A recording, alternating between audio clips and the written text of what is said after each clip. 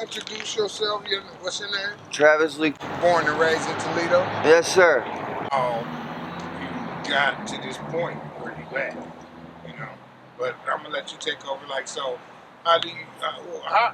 How did you come to the living in the mission? Coming to living in the mission. So, first time ever being in the mission was about 3-4 years ago. My mom lives in Florida. So I came back from Florida. I didn't have no money, man. I stayed outside of the Greyhound station one night. Had a phone. My dad, he lives in Bellevue, but he works here. He wouldn't take me in. So I Googled some, rescue missions, charity places, and I found the mission, man. I went to their eatery, which is the old high school building, the old Maycomer building, right? And I got, I went there and I told them my situation, and they allowed me in the first night.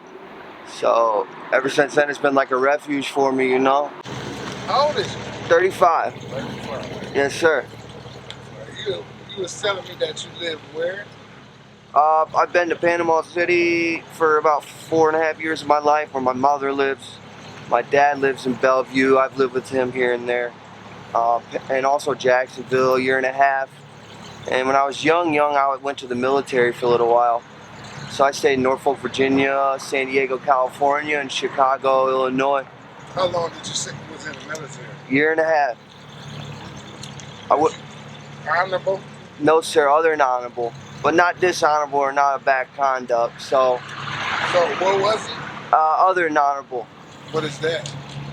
Basically, I left and caught a absent without leave charge, and they processed me out. So I didn't do nothing too bad. I didn't murder anybody, steal anything, tell any secrets. So they gave me an in-between discharge, other than honorable under general conditions. Yeah, it is. But I didn't make it 4 years. I only made it a year and a half. Alright, I'm gonna get a little personal. Go ahead. Alright, so you got a drug of choice?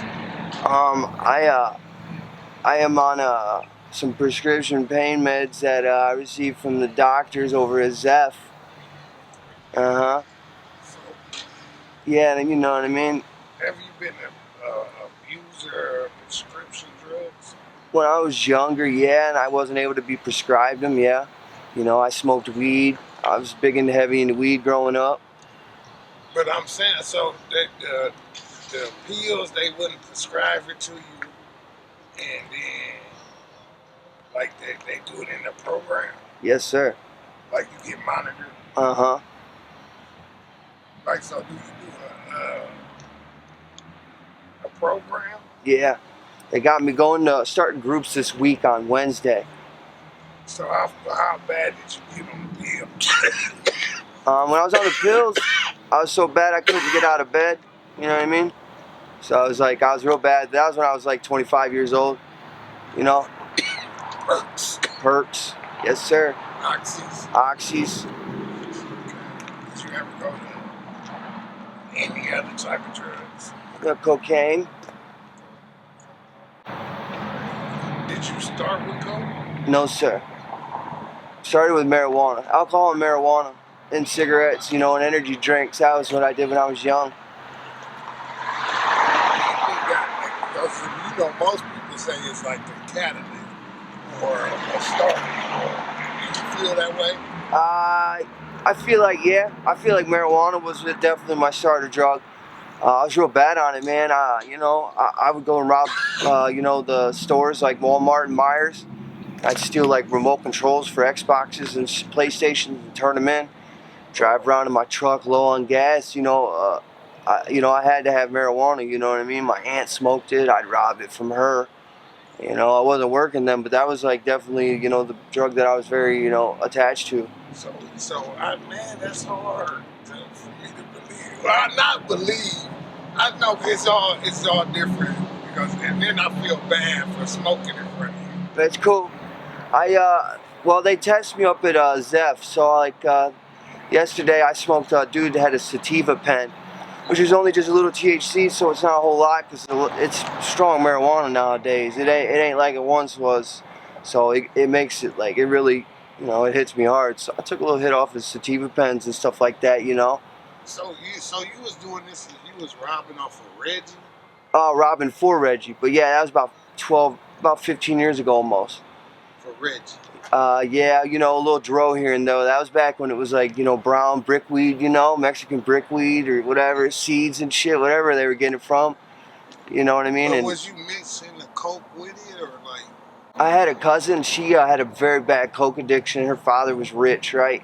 And they had a bunch of cars and shit. They had like worked on cars. Her name's Beth, and she spent like the whole inheritance on powder cocaine when she was younger. That was your friend? Yeah, cousins. She'd come over with some, and she'd turn me and my uncle on. Turned me and my uncle on while my aunt was at work. So she'd bring some over, and we'd do some lines and stuff, you know. Put it on the cigarette, smoke it off the cigarette, put it in my mouth, you know. When I could afford it, I'd get it, but it was, you know, it was still the weed was kind of, you know. But after that point, with the inheritance, I mean, the money, it basically, it was addiction. Yes, sir. Basically, yeah.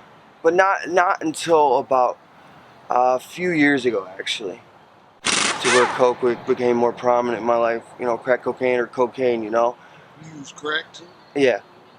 You know, but up until then, no, it wasn't like it was, you know, it was expensive, and I knew to get it, I had to have probably anywhere from 40 to 50 bucks. Most of the time, I wasn't dealing with that.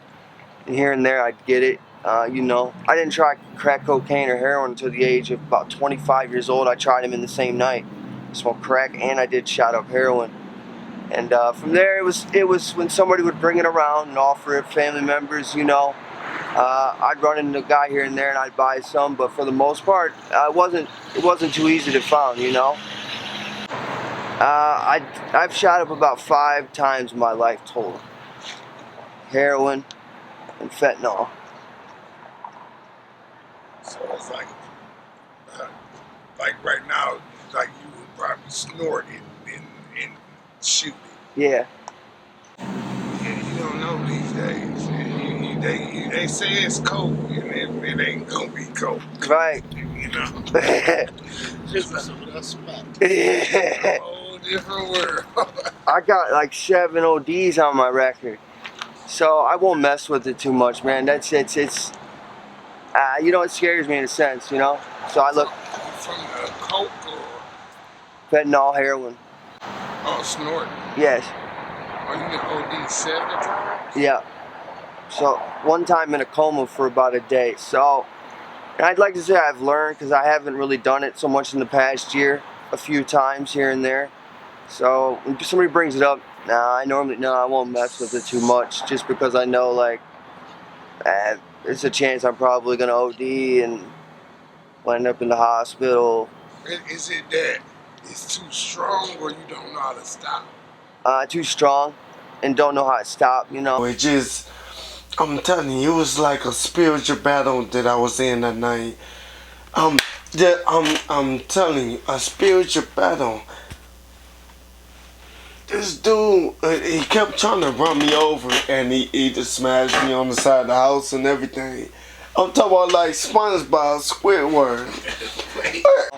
Last time I did it, got some heroin, kind of fentanyl. Got it from a dude, my buddy did it, and he snorted some, or shot some, and I snorted like about 1/3 of it. And, you know, I felt a little bit, stuff like that, but I was like, I don't really want to carry it. I don't like carrying at this moment, you know what I mean? Get rid of it, because that's how I could get caught with the shit, you know? And I've had that, you know, I haven't really ever had it happen, maybe once, so. But I should have known my buddy was like in the street, like having like a conniption almost. After he shot up, and I couldn't get him right, bro. I didn't understand. He was like spinning in the street, kicking his shoes off, and like, I guess you would say almost like an overdose episode.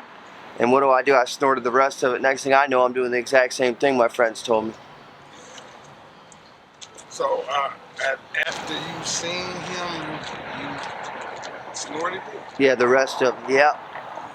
That's addiction. Yeah.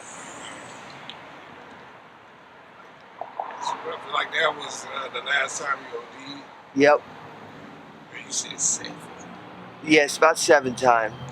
So the last time I woke up in the middle of the yard on Cherry Street, lost all my meds, lost my phone, my government phones, I had a tough week. And the time prior to that, same thing happened. OD'd, my dude took my bag under my head, robbed all my meds, my skull candy, headphones, my freaking battery box, The person that was with you, Yeah, so they just left. yeah. So you just recovered from the OD? Yeah, I had just woke up last time. Dude woke me up in the grass, and the time prior to that, the EMTs woke me up. They told me it was like cold outside, my body heat had dropped, so I didn't have any, it was right around springtime. It's unfortunate. The dude that did it to me, robbed me. The whole day I had to, spent $1,000 breaking him off drugs the whole day, Went out on a binge, and that's fucked up because it's why would he rob me at that point, Man, it's crazy. It's drugs. It's drugs. And you right now, you say you work, right? Yeah. So it's just it's a cycle. So why? What is give me 3 reasons why you think he's here at this moment. 3 reasons. I would say family / friends / maybe significant other fallout. So not too much contact with lost girlfriends because of drug addiction, lost friends because of drug addiction, stealing from them, lying, breaking into their house type shit. Close friends, right? And also family, same thing. Lying to them, robbing to them, putting them in danger, putting their house in danger and stuff like that. So I think that's definitely one reason. So it doesn't really leave a lot to do. Second, I think it's just widely accepted right now. It's a lot of it going on. I think somebody's on something. Somebody's either drinking, smoking weed, smoking dope, shooting up, going to the doctor, It's that's all that's really left, I think, right now to kind of do. And 3, it's just, it's fun, There's the chase, I guess, involvement of it. So I really enjoy it. So you like it? Yep. But I still take care of some obligations. I went to work the last 3 nights, worked hard, walked there, walked back. I get my money hopefully in this upcoming week, and get some stuff I need, get a phone, and so I go to my groups and stuff with Zeph and stuff like that, so I still take care of things, and respect people, So is it a plan to get off of the street, or do you enjoy this? You enjoy the chase and the life so much that you ain't ready for the responsibilities of life. Is that it? I would agree, definitely. And it's fun because it's I come up here and it's kind of enjoyable. It's like playing the lottery, asking people out front for money and stuff. But I'm saying it was it's a look in your eyes. Yeah. Definitely, I'd say. But yeah, I'm saying, I understand. You gotta want change. So that brings us to the finishing kind of question. How do you feel about you'll do better in Toledo? I feel like that is 100% most accurate phrase that I've ever heard, actually. Definitely. Why? Just because of, I think the community is very helpful and stuff like that. If I ask people, help, I have a great job, It pays pretty good, man, more than I've ever made. Minimum wage is high here. I can eat whatever I want there, drink the soda pop. Stuff, people like y'all, you know what I mean? This type of opportunity, even just hanging out with friends, a lot of friends. The mission, man, I don't have to stay out in the streets. I have a bed inside. And, and definitely places like Zeph, Unison, Renewed Minds, Now, one more question, but you said that. Now, do you think, I'm freezing, but do you think the way it's set up with the Zeph and different programs like that it kind of then turned into big business and fueling the problem? I think I like to think it's fueling the solution, you know, because it's like people like me need, you know what I mean, some type of medicine. I'm 35 and have chronic back pain, you know, and allows me to go out and work hard, you know, for Taco Bell and you know run around and be in a good mood and pain free and stuff like that. For the most part, they're cool. I think they really should not, you know, they make us pee in a cup every time we go to the doctor. I think that's something they should get, you know, they should care less about, really, you know, whether it's weed, cocaine, fentanyl, heroin, whatever, Xanax, you know what I mean? Maybe, you know what I mean, a couple of the drugs, I guess. But other than that, like, what's, you know, I don't know. Just, you know, as long as I think you know, somebody's doing what they're supposed to do, go there, you know, going to Well, and then you got to think, like, you say you enjoy it. You know, like, how can you fight that? yeah. Hell yeah.